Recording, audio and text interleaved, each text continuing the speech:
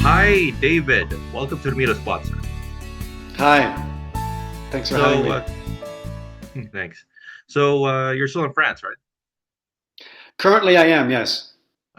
For I believe we have a performance Actually, no, I've relocated to France temporarily. So, temporarily. but I'm doing some back and forth with Canada, and we'll see what happens next. We'll see. We'll see, David. Um, all right, here we go. Here we go. Let's start. Okay, so David, tell me about yourself and your growing up story. Yeah, so I grew up in Paris, in France, in the 1970s. That's where I was born. Um, and I want to say that I guess I grew up on the streets of Paris because my parents, this was the 70s, and my parents sort of let me do my thing on the street. So I learned to be independent and self-reliant at a early age. And then when I was about 11, my parents decided to move out of the big city to go to the countryside. They bought an old farmhouse, and their project was to renovate it. So they gave up their jobs in Paris, and we all moved to the countryside. And then shortly after, my father passed away, and my poor mother found herself with no job, a huge farmhouse to renovate, and two young boys to feed. So there was a couple of hard times for a couple of years. And then this professor from York University in Toronto um, takes a sabbatical year for researching and writing and reading, and decides to go to the south of France to do that. Ends up in the village where we were living at the time, and meets my mom. And next thing I know, we were on the plane to Canada. It happened very quickly. I was 15 at the time, and I've been there ever since. Okay, so you came here to Canada in 15, so 85, right? Correct. So yeah, since then, what have you learned? What have you learned about Canada? Oof. What have I learned about Canada? Well, my knowledge of Canada when I was 15, coming from France, was very little. I had a very ignorant view of Canada. I was coming to the land of cowboys and Indians. It was it was very um, uneducated. And so, what have I learned? Well, that Canada is a beautiful, multicultural melting pot, welcoming land, and it's for all those reasons that I've stayed. It's a wonderful country. Nice, nice, nice. And so did did any of your childhood shape any of your humor? You put in Corpus? Yeah, I was surrounded by people, many artists. I have to say, my mother is an artist. Her Oh, sister is still is an actress, and so when I was young, I was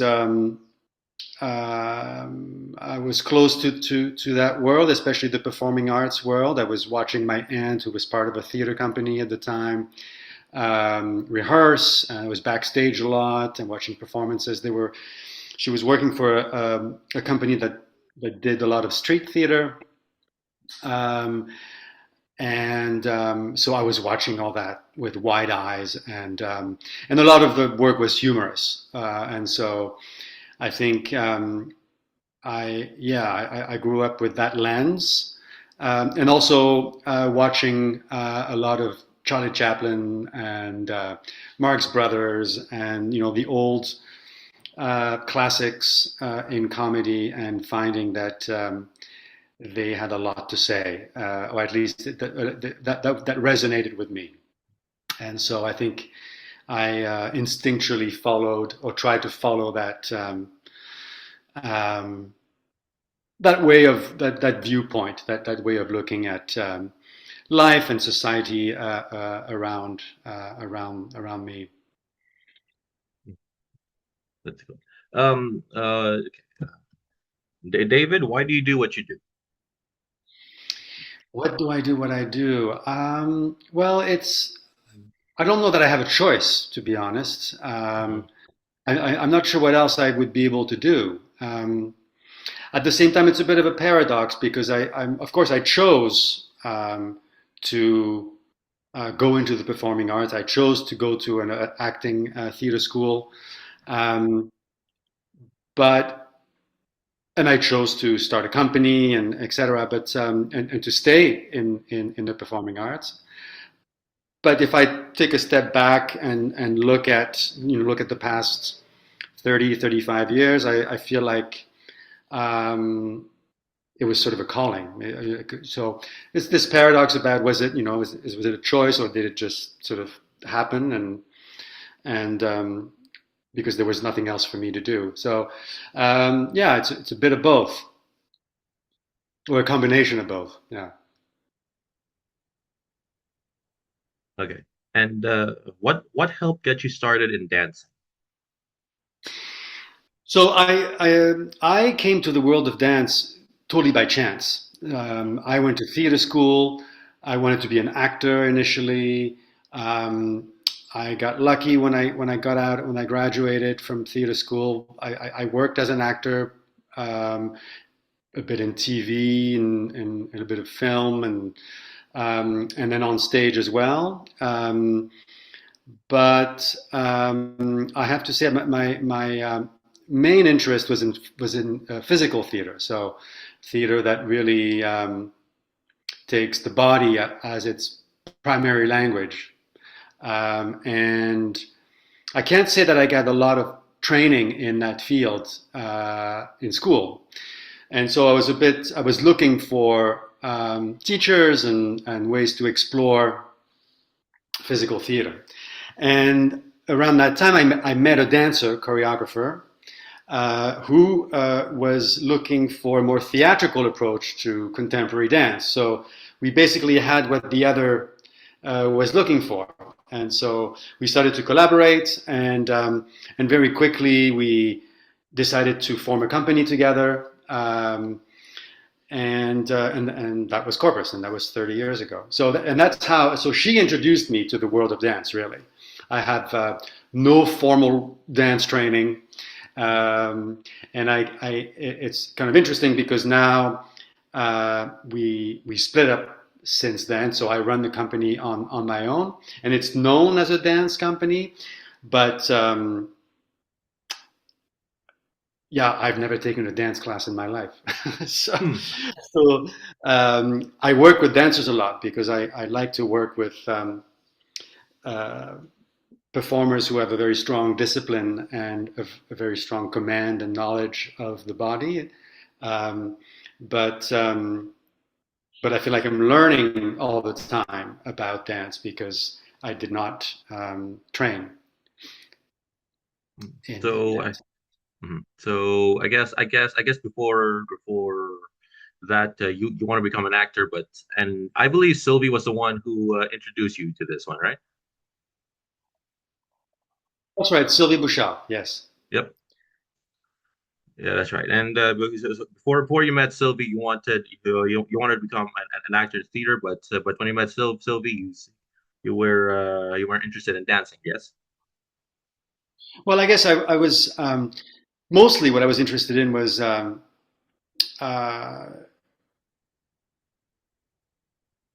performance creation. So when I started to work with Sylvie, we both had an interest in creating work for the outdoors, so site-specific work, and we combined basically what she could do with what I could do, and I think we were a good match, and together we created um, performances that some of them are still being performed today.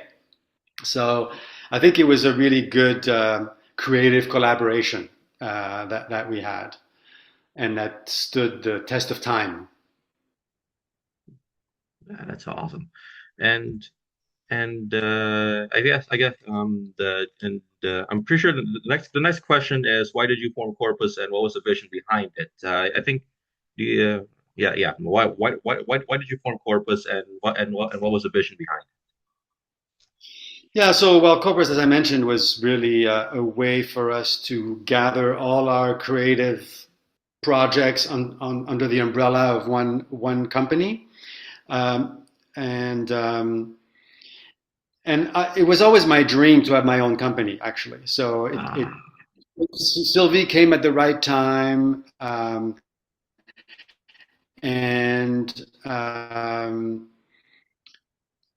together we just found the momentum and the energy to embark in this adventure, and so we created the company, and then we applied, for sort of funding, and quite quickly we started to tour. The work was in demand, so we got lucky, and then the company grew pretty quickly, pretty fast, I would say. Um, but the vision for the company was always to reach a wide audience, or attempt to reach a wide audience. We were always interested in going on to people's turfs as opposed to expect them to come to us. So although we created work for the stage, for traditional stages, we liked very much to go on the street and in public spaces to where you don't necessarily expect performances to happen, and where the audience is free to stay or not. So you take people by surprise, and that is a great challenge, artistic challenge, I think, for me, to create for that type of audience. And I like it too because it's not elitist. It's not for people who can afford theater tickets, right? It's everybody whoever happens to be on the street at the time. So it's yeah. So that was definitely was part of the vision of the company. It's nice. And what was the vision behind Flock of Flyers? And by the way, I watched Foursquare last night. I believe some of your work in Foursquare made it to Flock of Flyers, right? Well, it was the opposite actually. So a flock of Oh, yeah. So what happened was that piece of Flock of Flyers was actually the very first Corpus piece. So it was our first oh, collaboration. Yeah, um, and um, and then a producer from Treehouse TV saw it at a festival called Dusk Dances in Toronto, and came to us and said, "Oh, I want you guys to adapt this show for a younger audience for television." And so that's how Foursquare happened. Um, but the vision behind Flock of Flyers was it's a very it's a straight street theater piece, um, featuring a squadron of flyer wannabes. So we're dressed in a ridiculous costume. That we have like a World War One flying helmet, like a Snoopy helmet, and a black unitard, and that's it. So a very aerodynamic look. And the whole idea is that after budget cutbacks, the government has taken away our planes, but we keep on training anyway on the ground. So it's what was interesting to us is to take military choreography, which is very strict and very rigid, and keeping the rigidity and the precision of military choreography, but put it in a clown show essentially. And so yeah, we set up our little 4 pylons on the street. Everything happens within that airfield, and yeah, and that show had a long life. We performed it all over the place. mhm. And I seen one of your videos. Actually performed it in a basketball court in Denmark, right? Yeah. Yeah. Okay. And the one thing I enjoyed about that is in the dance is the audience participation. Yeah, the kind Hmm. of Fifi part. How did that get in there? Well, the idea that in the military, um, in boot camp, when you go to boot camp, the whole idea is that anybody can be trained, anybody can be brainwashed into um, into the military discipline. So I play the captain, the drill sergeant in the show. Me taking somebody from the audience and drilling them into our um, uh, uh, training and choreography it speaks of that. It's like anybody can, with the right amount of verbal and physical abuse, can end up wearing a rifle and going on the front lines to defend one's country, right? So it's it's it's a dark subject, but we treated it with humor. Not so much the war, and the aggression and the killing aspect of army life, but the training of the soldiers and how could we make a parody of it? And so taking somebody from the audience was all about that. Was saying, you know what, we can take anyone from the audience and drill you into the squadron of flyer wannabes. That's nice. It's enjoyable as heck too. And how did you deal with the unpredictability of the guests or volunteers you bring in the second act of Flock of Flyers? Yeah, well, it's a big risk. It's always a risk when you take somebody from the audience. You're rolling a dice. But of course, you learn the more you do it, the more you learn little tricks on how to handle certain people.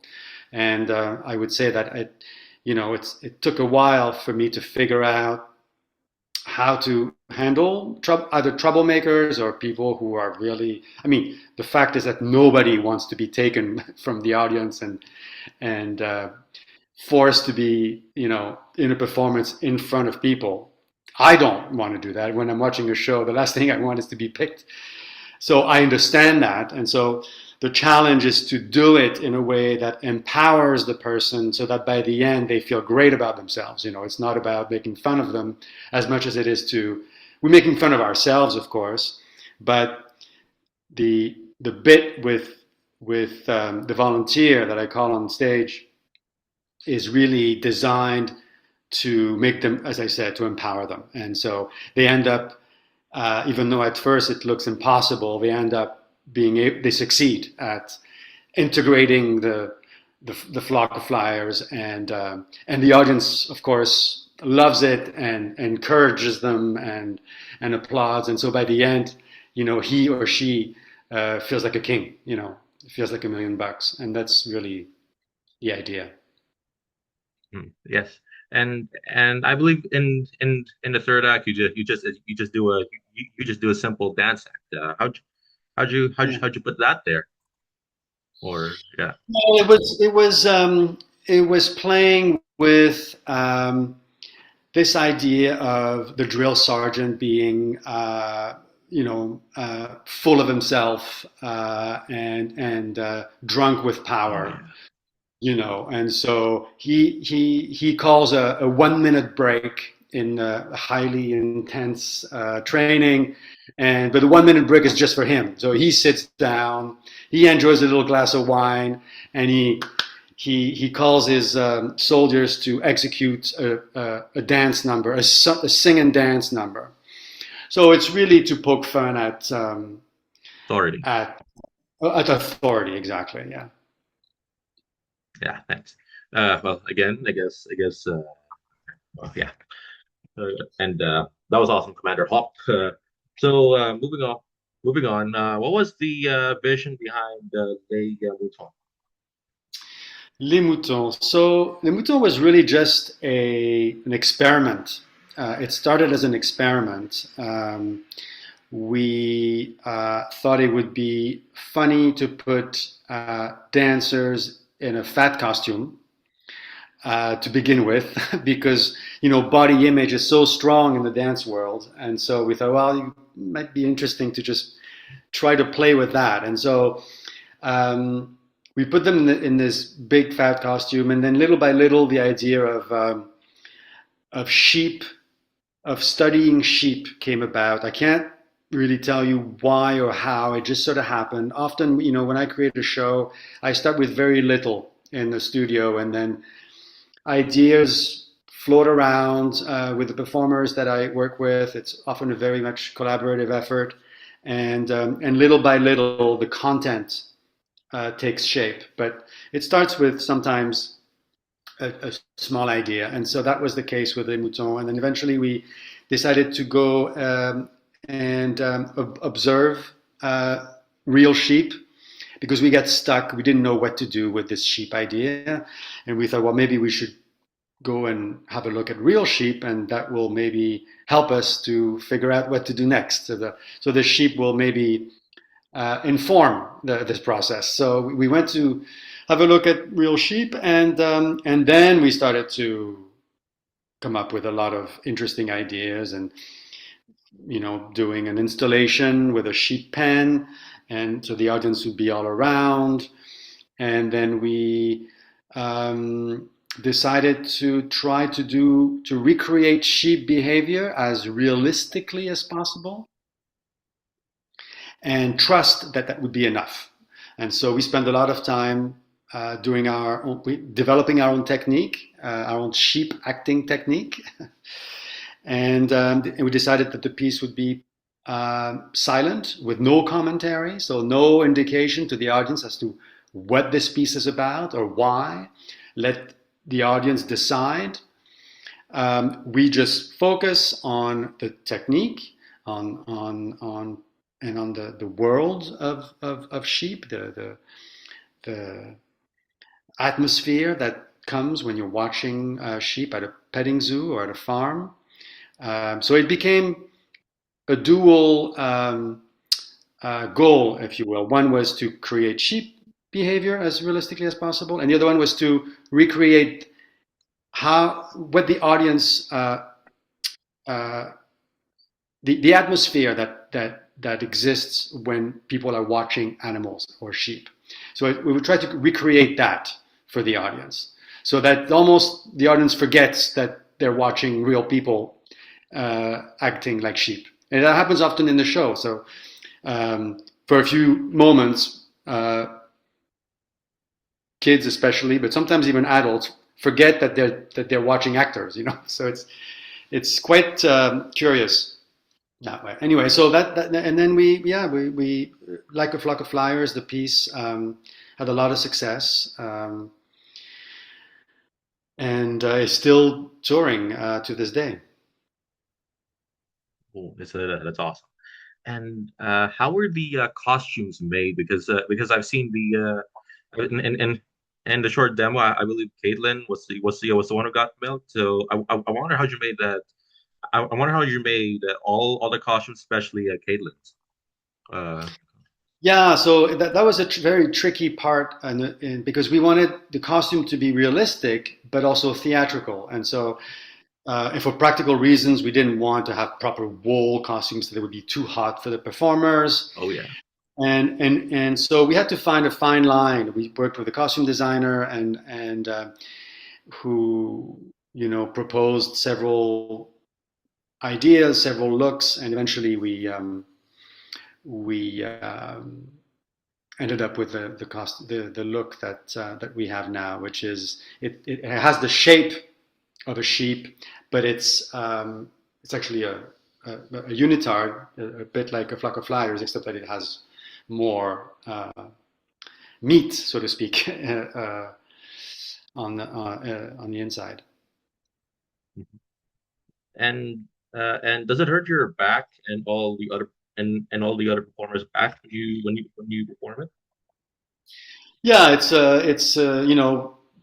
the position of the performers is almost 90 degrees, so it's not a natural position. So that's why I mostly work with dancers, because they know how to properly warm up and warm down after each performance. So But we've developed also some exercises to make sure that the back is properly warmed up before the shows because it's physically demanding. Yes. Hmm. That's right. And how did the wolf attack make it to your lay mouton deck? Well, the whole show is basically half an hour in the life of sheep, and nothing much happens. When you're watching sheep, that's one of the fun things to observe is that you know nothing happens pretty much until if you stay long enough, you might see, oh, there's a sheep moving, and that becomes a big event. But so we thought of playing with that idea of having a show where nothing much happens until the very end. So nothing much happens for about 25 minutes or so, and it's very peaceful and quiet, except for a few bears here and there. Um, and then the wolf comes and disrupts the peace, and it's chaos. And so we thought it would be a good climax, a good way to end the show. Um, but of course, the wolf doesn't get to. The wolf jumps on the sheep, but doesn't kill it because the shepherd wakes up at the right time and chases the wolf away, and then takes his flock and takes them back home, and that's the end of the show. Nice. And I believe you had fun doing this, right? Yeah, together with the performers. Fun? Yeah. Oh yeah, of course. Yeah, yeah. No, yeah, that's always the number one goal. If you can't have fun, why do it? Mhm. And let's see.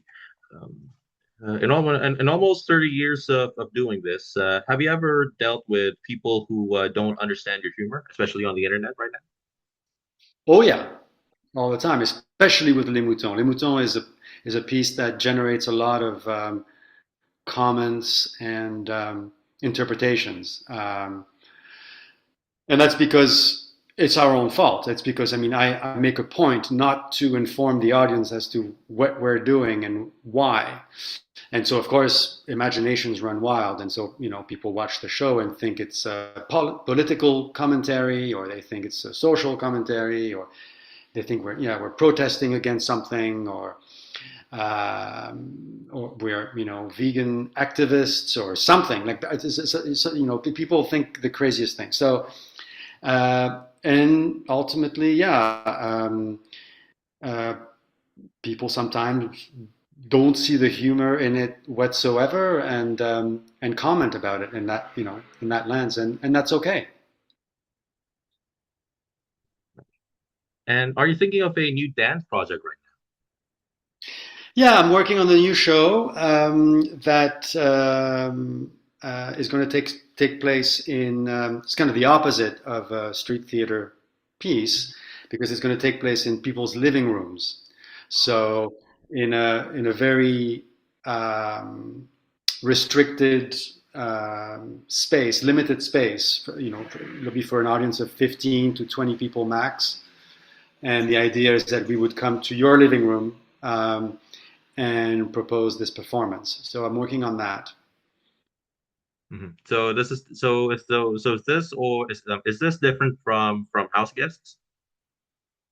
Yes, it is because in House Guests, it was a creation that I did inside my own house, and in Oh. House Guests, the audience was free to wander around the entire house. So the three flights, because I have a house that has three levels. So Mhm. with bedrooms and a couple of bathrooms and two living rooms and two kitchens, and because it's a duplex. And so we created a performance for the entire house, and the audience, as I said, was free to. Each room something different was happening, and so in this one it's different because now we're coming into your living room. The performance happens only in the living room, and adapts to each living room. Whereas in House Guests, everything that we did was site specific to the house. Mm, nice. Right now it's tough for people these days to find jobs. If they want to go the same path as you, what are the things they can do right now to practice? I don't know that I practice so much. It's not like dancers have to practice and take dance classes to stay fit and creative in their bodies.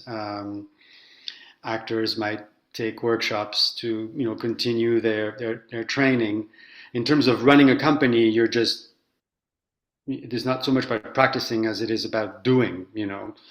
So you're solving problems constantly, and so any advice to give to people? I don't know that I have many um, advice to give other than to say just do it. It's all about in the action of doing that you will learn or get something accomplished. I don't think I have any more brilliant ideas than you or anybody else. The only difference is that I have a crazy fantasy or an idea that I want to do. Is that, and then I go about and I make it happen. you know, so I put all my focus and energy into making that fantasy happen.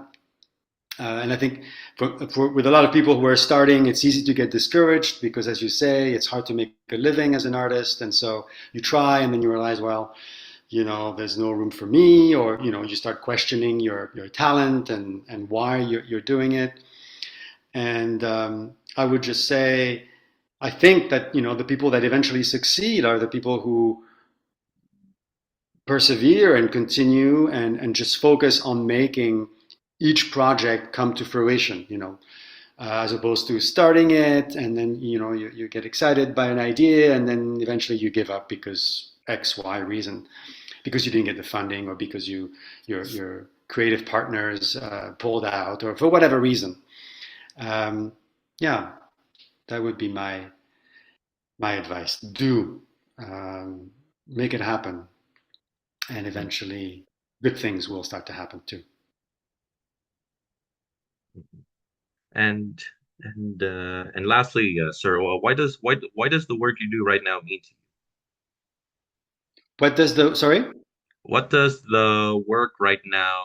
What does the work you do right now mean to mean to me? you? Um, it's a good question. I think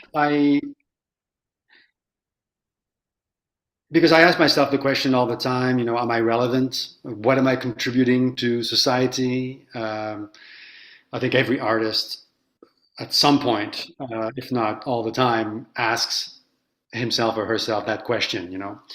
Um, and for me, I think the moment I find an answer is when I'm in front of an audience, especially in public spaces where I see people who don't regularly go to see theater or dance, um, and who just happen to be um, at that spot where we are performing by chance, and that exchange that we have through the work is very special, and I think that's when I find meaning and relevance in what I do. It's with the contact with the audience.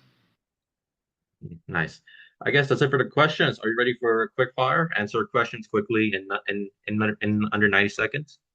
Okay, I'll try my best. You can do it, sir. All right, here we go. Okay. One to describe yourself. One word: Yes. dreamer. Oh. What is your best dance tip? My best dance tip: Yes. um, don't try to imitate people. Work out your own moves. Hmm. One everyday item you can't live without. My clothes. Oh. Mantra in life. Oh, I don't really live by mantras, but there's one saying in with the Romani Gypsy people that I like a lot. It says, "If you stand still, The sweat that drips down your forehead digs your grave. Mm. Okay. Best place in France for a good meal. I'm sorry, best place France for a good meal. in France for a good meal? Yes. Um, at home with friends or family. Ah. Yeah, yeah. Okay. Best place in either Ontario or France to go road tripping or travel. Oh, it'll be a toss between Algonquin Park and the Provence in south of France. Ah. ah. Okay. One song that uplifts you. What? Sorry, one song? Yes, one song that uplifts you. Oh, that uplifts me. Yeah.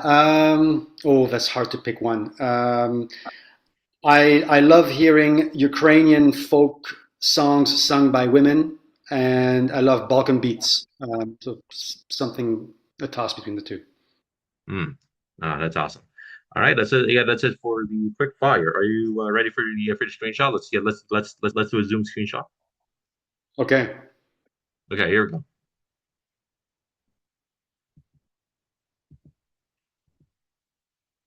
Okay. David, any last thoughts or comments? No, thanks for having me. And anywhere we can find Anywhere you can find me you. Yeah, right now? on the socials. Yeah. Oh, I'm not a big social media contributor, to be honest, but Corpus is. And so the best way to see what I'm doing with Corpus is to follow Corpus. Hmm, nice. Again, David, thank you for coming to the Meetup Spot, sir. Thanks for having me.